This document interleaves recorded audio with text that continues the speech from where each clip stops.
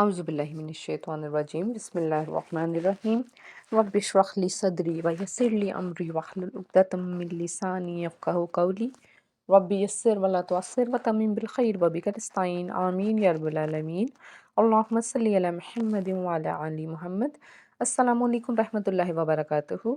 آج ہم سورۃ البقرہ کی آیت نمبر 19 کا ایک حصہ کور کرتے ہیں۔ بسم اللہ الرحمن الرحیم۔ او کصیب من السماء فیہ ظلمات ورعد وبرق، وقف کرتے ہیں تو برق۔ ہم اس کو ایک بار ہجو کے ساتھ پڑھتے ہیں۔ حمزہ واو زبر او، کاف زبر کا، او کا، صاد یا زبر صی یا زر ی، صی، او کصی، با میم دو زر بم میم زر می، بمی، نون سین زبر نس، سین زبر سا، نسا، میم الف مد زبر ما، حمزہ زر ای، من السماء، فا یا زر فی، ہا زر ہی، فیہ، ظو پہ زو، لام پیش لو ظلو، میم کھڑا زبر ما، ظلما، تا واو دو پیش تم، واو زبر وا، تم وا، ظلمات و، را عین زبر وا، دال واو دو پیش دم، واو زبر وا، دم و، رعد و، بر وا زبر بر، قاف دو پیش کن، برقن، وقف کرتے ہیں تو برق۔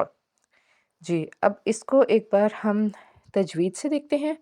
حمزہ واو زبر او، واو سے پیچھے زبر ہے، اس کا مطلب ہے یہ واو لین کا قاعدہ ہے۔ او، کاف جو ہے، کاف کو ہم نرمی سے پڑھیں گے، ٹھیک ہے، باریک پڑھیں گے۔ آگے صاد ہے، صاد جو ہے حرف مستعلیہ کا حرف ہے، اس کو ہم نے پر پڑھنا ہے۔ آگے یا ہے، یا کے اوپر تشدید نظر آ رہی، اس کا مطلب ہے یا دو بار پڑھا جائے گا، صی، ٹھیک ہے۔ اس کے بعد با جو ہے، با کے نیچے تنوین ہے، میم ہے، تو وہ ہمیں بتا رہا ہے کہ یہاں پہ یرملون کا قاعدہ ہم اپلائی کریں گے، یعنی کہ غنہ ہو جائے گا، بمی۔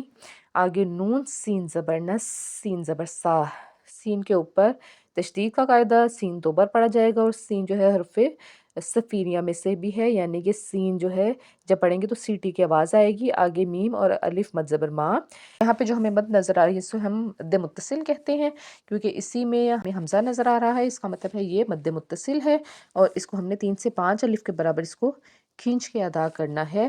آگے فا یا زر فی، یا سے پیچھے زیر ہے، اس کا مطلب ہے کہ اصلی ہے، ایک الف کے برابر اس کو کھینچ کے ادا کریں گے۔ ہا زر ہی، ہا جو ہے حرف ہلکی کا حرف ہے، حلق کے نچلے حصے سے اس کو ادا کریں گے۔ آگے زو ہے، زو جو ہے وہ حرف مستعلیہ کا حرف ہے، پر پڑھیں گے۔ آگے لام ہے، لام کو باریک پڑھیں گے۔ میم جو ہے، میم کے اوپر کھڑا زبر ہے، ایک الف کے برابر کھینچ کے پڑھیں گے، ظلما، تا دو پیش تن۔ آگے واو ہے، اس کا مطلب ہے حرف یرملون، آگے یہاں پہ ادغام کا قاعدہ ہوگا، تم و۔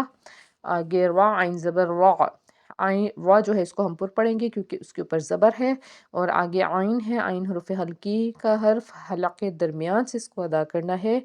دال واو پیش دم، واو زبر وا، وہی قاعدہ، ادغام کا قاعدہ، دال کے بعد واو آ گیا، یعنی کہ حرف یرملون میں سے ہے واو، تو ادغام ہوگا، غنہ ہوگا۔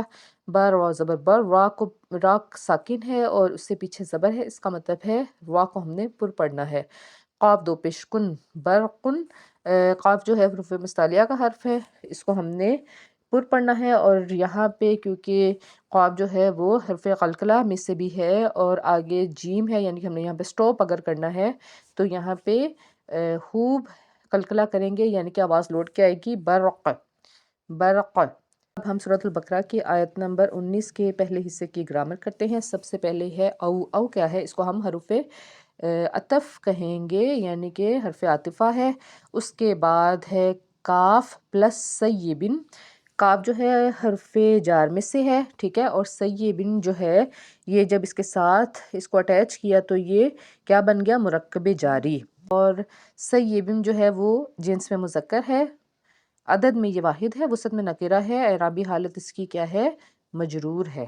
اور اس کے بعد جو من السمائی ہے یہ بھی کیا ہے؟ یہ جار مجرور، یعنی کہ من جو ہے وہ حرف جار میں سے، اور السمائی یہ جو ہے یہ جنس میں مؤنث ہے، اور عدد میں یہ واحد ہے، وسط میں یہ معرفہ ہے کیونکہ اس سے پہلے ال لگا ہوا، اور اعرابی حالت اس کی مجرور ہے، مرکب جاری ہو گیا کہ من السمائی، یعنی کہ مرکب جاری سے پیچھے آپ نے نوٹس کرنا ہے، اگر آپ کو اس میں نکرہ پتہ چل رہا ہے کہ اس میں نکرہ ہے، جیسے یہاں پہ کسیبم جو ہے وہ اس میں نکرہ ہے، تو اس کا مطلب ہے کہ اس میں جو نکرہ ہے یہ موصوف ہو گیا، اور من السمائی جو ہے یہ صفت نمبر 1 ہو گیا، اور جو کسیبم میں سیبم ہے اس کی روٹ ورڈز کیا ہے، صاد واو با، ٹھیک ہے، اور یہ موصوف ہے اور اس کی صفت کیا ہے، من السمائی، ٹھیک۔ اس کے بعد ہے فی ہی، فا یا ظرفی، فا جو ہے آپ کو پتہ ہے فا ظرفی جو ہے یہ بھی حرف جار ہے، اور ہی جو ہے یہ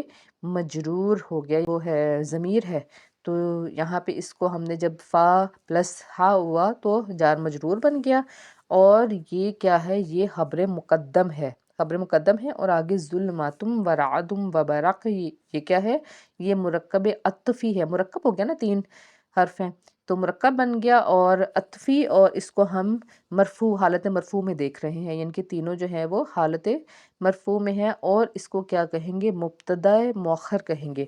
اب یہ جو خبر مقدم کس کو کہتے ہیں، مبتدا خبر کس کو کہتے ہیں، اس کو ہم سمجھتے ہیں۔ جملہ اسمیہ کا ایک اصول ہوتا ہے، پہلے مبتدا ہوتا ہے پھر خبر ہوتی ہے۔ اچھا، یہاں پہ مرکب جاری کی صورت میں خبر پہلے ہے، اور آگے ظلماتم و رعدم و برق، یہ کیا ہے، یہ مبتدا ہو رہا ہے مؤخر۔ کیا ہے، اگر خبر جو ہے وہ مرکب جاری کی شکل میں ہو، یا اسے ہم مقدم کر دیں گے، اور مبتدا کو مؤخر کر دیا جاتا ہے، یعنی کہ ظلماتم و رعدم و برق جو ہے یہ اس کو ہم نے مؤخر کر دیا، اور جب خبر جو ہے وہ اہمیت رکھتی ہو، ٹھیک ہے، تو جو مبتدا ہوتا ہے اسے ہم بعد میں لاتے ہیں اور خبر کو پہلے لے آتے ہیں۔ ظلماتن کو دیکھتے ہیں، یہ کیا ہے، یہ جنس میں مونث ہے، عدد میں یہ جمع ہے، اور وسعت اس کی نکرہ ہے، اور اعرابی حالت اس کی مرفوع ہے، ٹھیک۔ اس کے بعد ہے رعدن، یہ کیا ہے، جنس میں یہ مذکر ہے، عدد میں واحد ہے، وسعت میں یہ نکرہ ہے، اعرابی حالت اس کی مرفوع ہے۔ آگے ہے برقن، جنس میں مذکر، عدد میں واحد، وسعت میں نکرہ ہے، اور اعرابی حالت اس کی مرفوع ہے، اور یہ تینوں کیا ہو گئے، یہ مبتدا مؤخر ہو گئے، اوکے۔ اب یہ جو فی کی ظلماتن و رعدن و برق ہے، اس کو ہم کہیں گے یہ صفت نمبر 2 ہے، یعنی کہ موصوف کیا تھا، سیبم موصوف، من السماء صفت 1، فی ظلماتن و رعدن و برق، یہ کیا ہے، یہ صفت نمبر 2 ہو گیا، اور یہ سارا جملہ مجرور ہو گیا، اور جو کسیہ بن کا کاف تھا اس کو ہم حرف جار کہیں گے، اور اس کے بعد یہ سارے جملے کو اس کا مجرور کہیں گے، اور یہ جو مکمل جملہ ہے یہ قائم مقام خبر کہلائے گا۔ اب گرامر کے حساب سے اس کا لفظی ترجمہ کرتے ہیں۔ او اس کا مطلب ہے یا، یعنی کہ عاطفہ میں آ گیا۔ کسیبم اس کا مطلب ہے جیسے بارش، اور یہ کیا ہے، کیونکہ کاف پلس سیبم ہے تو یہ مرکب جاری۔ من السماء اس کا مطلب ہے آسمان سے، اور من پلس سماء ہے یعنی کہ مرکب جاری ہے، ٹھیک ہے۔ آگے ہے فی ہی، فا پلس ہا یعنی کہ مرکب جاری ہو گیا، ٹھیک ہے، اور مقدمے، اور یہ خبر مقدم ہو گئی۔ ظلماتن اس کا مطلب ہے اندھیرے، اور یہ مبتدا اسم ہے اور مؤخر ہے۔ برعدن کا مطلب ہے اور گرجی، یعنی کہ واو جو ہے وہ عطف ہو گیا پلس یہ اسم ہو گیا، رعدن اسم۔ اس کے بعد برق، واو جو ہے وہ پھر عطف ہے، اور اس کے بعد پلس اسم ہے، اور اس کا مطلب ہے اور چمک۔ اس کو آسان لفظی ترجمے کے ساتھ دیکھیں۔ او یا کسیبم جیسے بارش، من سے السماء آسمان، فی ہی اس میں ظلماتن اندھیرے، ورعدن اور گرج، وبرقن اور بجلی کی چمک۔ محاورہ ترجمے میں کیسے پڑھیں گے، جیسے آسمان سے موسلا دھار بارش، جن میں تاریکیاں یعنی اندھیرے ہیں، اور گرج اور چمک ہے۔ اس آیت مبارکہ کی تفسیر کچھ اس طرح بیان کر سکتے ہیں۔